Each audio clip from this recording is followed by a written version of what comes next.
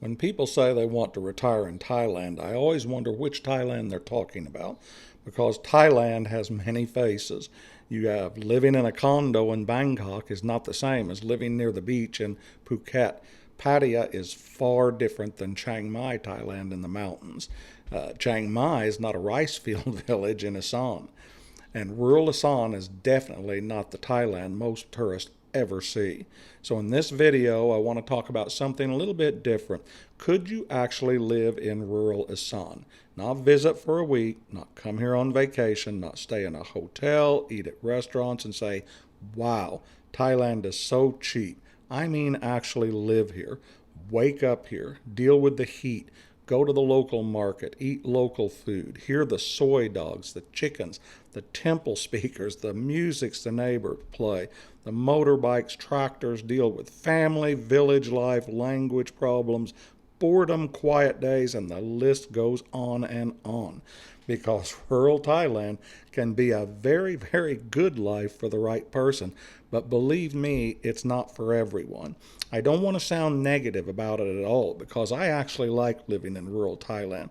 But it takes a certain kind of person to be able to do that.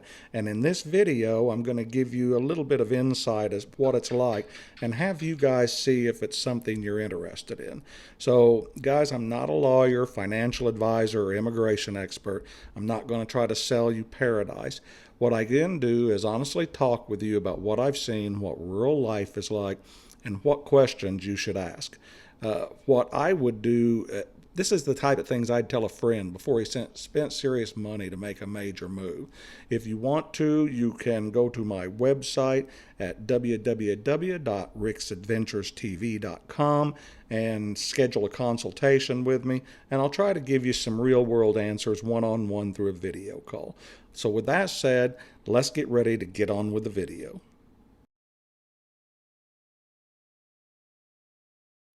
Most foreigners who talk about retiring in Thailand are usually thinking about what I call the easy version of Thailand.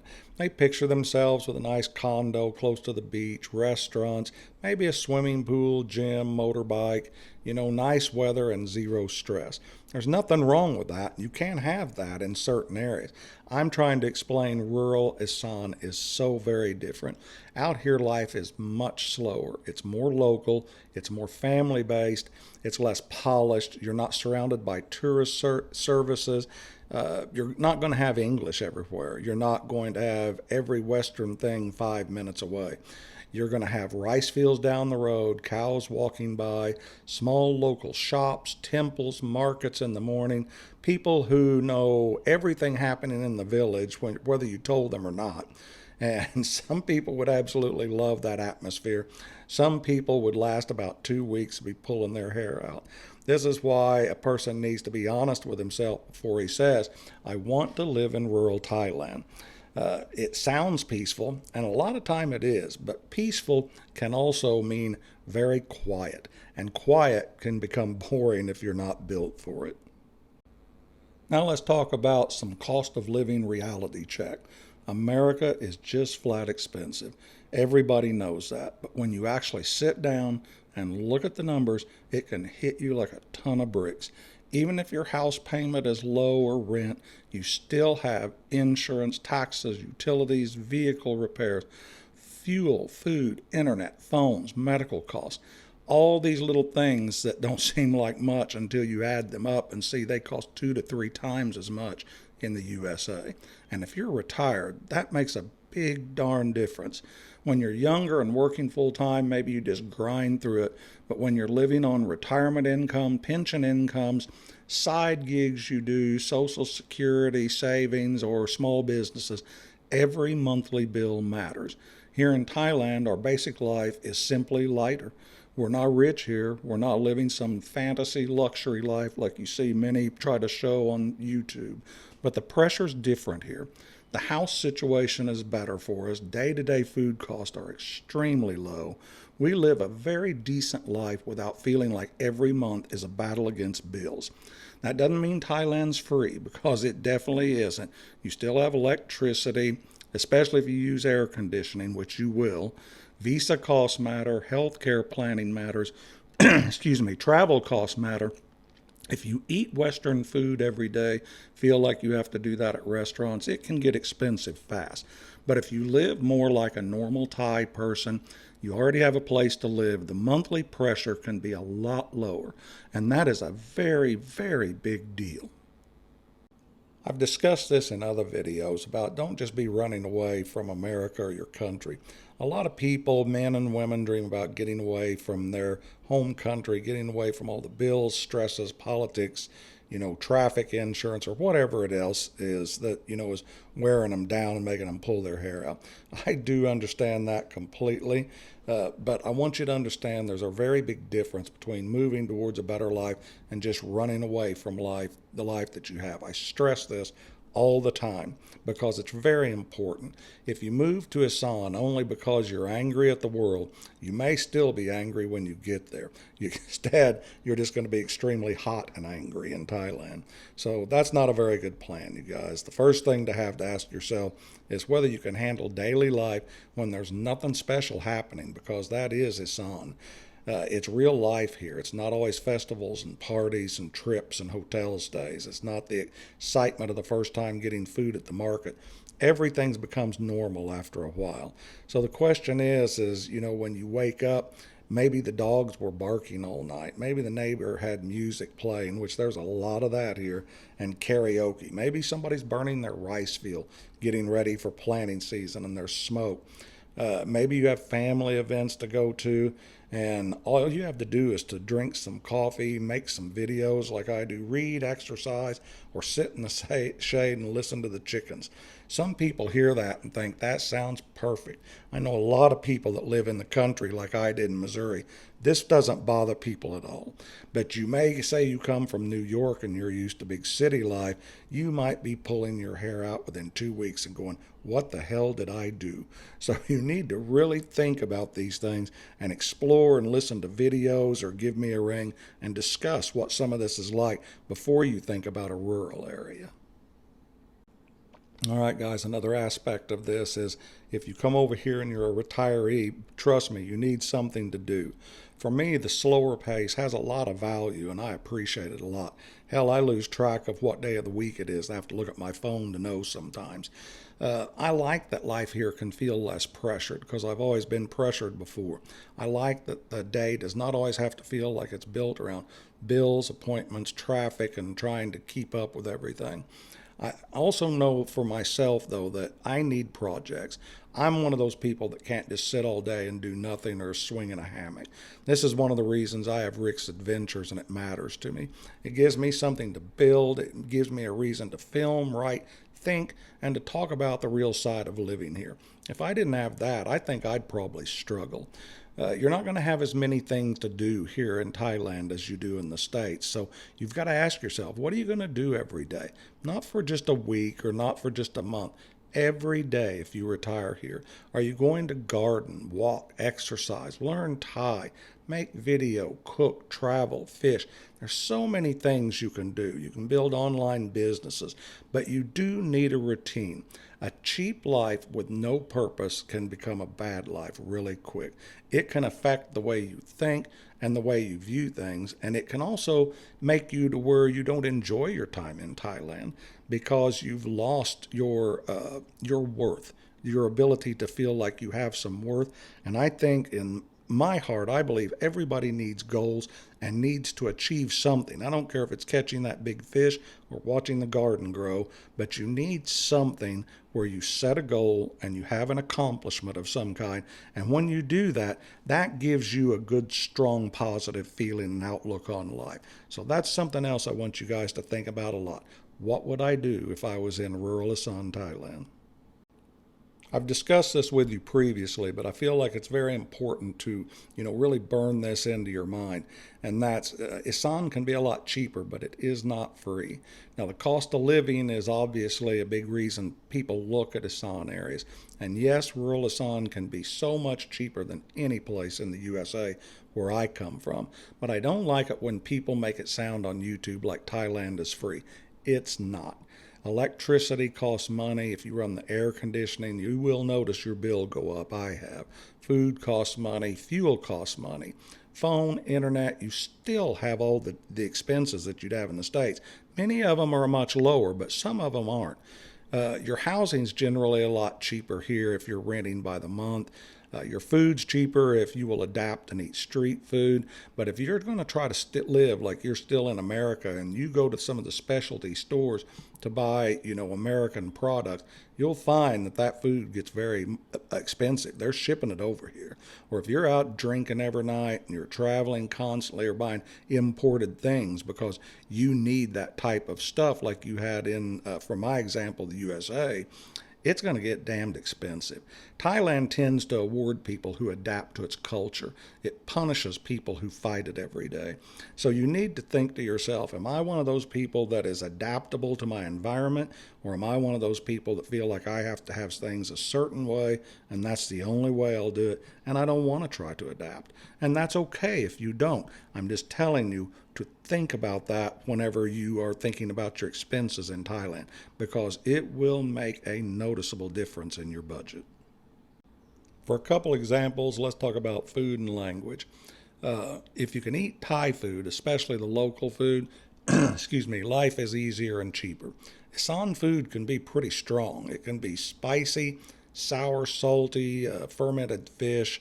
It's very different than what Americans are used to. Some of it I really like, and some of it I had to kind of adapt to it. It took me some time, but now I really like it. Some things will never be my favorite. I'm not big on the crickets and that type of stuff.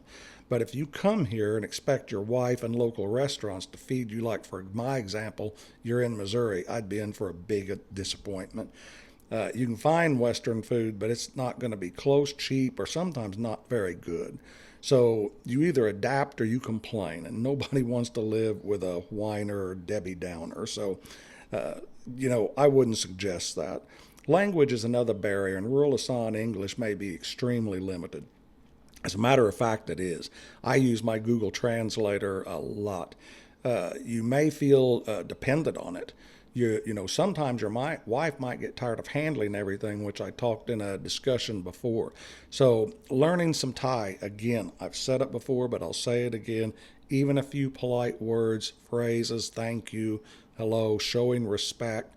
It shows people you're trying, and that goes a long, long ways. I use my translator a lot. For example, today my friend Gary and we went over into a town called Suangdan Din to look at some motorcycles, and we stopped. My wife wanted me to bring what Thai call a pizza home from a place, a big pizza chain over here. I can't remember the name of it, but doesn't matter. We went in and we decided we would eat there, and I'd order a couple of takeout pizzas to bring my wife and friend. Well, the girl that was there, the waitress, was so nice, but she just did not understand English. So I used Google Translator to place our orders, to point at the menu, very polite, to, double check to be sure we ordered everything. And she did that too. She was super cool girl, and she sat there after we placed our order and showed me the iPad she ordered on and asked me if these were the right items by pointing to them. When I confirmed it, she put in the order. We got our pizzas and brought them home. When I speak about the food, the pizza was okay. It wasn't bad, but if it's not like the pizza I've had in America. It never is. The sauce is different, the cheese is different. Everything about it has a different taste. So the point is, the communication with the language was difficult, but I was willing to adapt and communicate with the girl, and she was willing to adapt and communicate back with me. And point two, the food was pizza, as it was called on the menu, but was it pizza like I'm used to getting back in Missouri? Absolutely not. But it was okay. I don't want to knock their pizza because it's the best thing I could get around here. And it was fresh. It wasn't that. It just tastes different. So you need to take that into consideration. Burgers, pizza, hot dogs, things over here are very different than they're going to be back in the States. So let's talk about family and village life. Family is another thing that can really be a big surprise out here for foreigners. If you're married to a Thai woman from Isaan, you're probably not just connected to your wife. You're going to be connected to your family and sometimes a village also. And that can be a good thing. It can have a lot of positive experience. There's support from surrounding neighbors, food, activity, people around, events, temple days, weddings, funerals, merits, birthdays, you name it. There's all kinds of things going on. And if you're polite and nice and you're accepted, you'll get along great and you'll make lots of new friends. But there can also be expectations from family. At times, family can expect you to be giving money to help people when they make merit. And not every family is the same. Some are extremely fair, and some aren't. Some will try to take advantage of foreigners, and that's just a fact. So some foreigners, on the flip side, get so suspicious that they don't try to understand the culture. So you and your wife, I discussed this in a previous video, talk about money, sort this out, see what you think is going to be reasonable. But guys, remain open-minded, because a lot of the stuff that they do here, they'll be having things like a merit making, and you'll be expected to donate anywhere from 20 to 100 baht. But it's not just you doing that. Everybody's giving what they can afford to give to help pay for the food. And it's making merit over here is whenever somebody has been deceased, they will once every year, every so many years, they'll have almost like a big remembrance party for them. And you'll go over and there'll be a band and food and all that. Well, everybody donates. So it's not just you that they're looking for the handout. So, adapt to the culture. Don't be closed-minded. But on the flip side of the coin, use and exercise caution, because we had to draw lines with Tia's family, and not all of them, but some of them, because they see Farang and they think rich. And by the way, Farang, if you don't know, is a term for foreigner here in Thailand. And they think that you have lots of money, whether you do or you don't. And so you'll be expected, you'll be the first one that they'll want you to buy them a beer or a whiskey or do something like that. But if you do things politely, don't, I drew many lines over here, but I did it in a very polite manner, and I was lucky because I had my wife to explain, look, this is his culture. We have our culture and we do this. But he has expectations in his culture too, to where if I say bring a 6-pack of Leo over for somebody at a party, then if they come over to my house and they come over to eat, I expect them to bring something, be it a little bit of food or a beer, what they can afford. I don't put a dollar limit on it. Just show that you appreciate and you do the same thing back. Well, she got that through to them within, it took about 6 months to tell you the truth. But now then, everything's always just silk smooth. We never have any issues, because I know their expectations, and yet they know my expectations. And they understand and feel like it's very fair, and we all get along great now. And it's not that we never did not get along. It's that they did not understand my culture dictated different than their culture. And I didn't understand that either. So once we got all that smoothed out, it worked the same. But you have to be willing to adapt. That's the point of this whole conversation concerning this. Adapt and be open-minded, and don't make snap emotional decisions.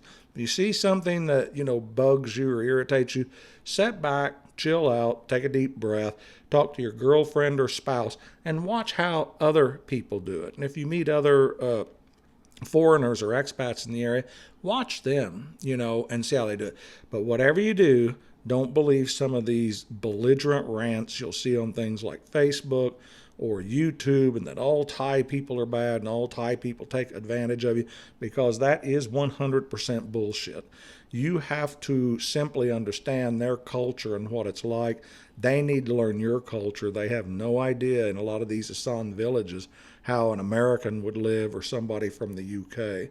So take your time, take a breath, think about what you're doing, think about what they're doing, and I guarantee you, once you hit that middle ground and everybody understands each other, you can have a whole slew of support and great friends that are Thai.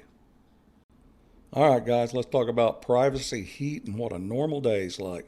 Another thing about rural Isaan is that privacy is very different here. In the States, you've got your own line drawn in the sand.